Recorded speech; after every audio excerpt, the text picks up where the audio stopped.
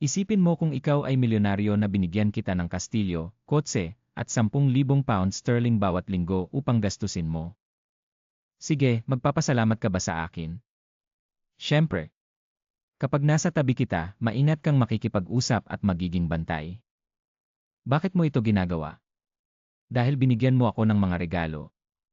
Kung binigyan kita ng mga bagay at nagpapasalamat ka, gawin mo rin ito para sa Diyos na nagbigay sa iyo ng marami at ibinalik ka sa mga mananampalataya.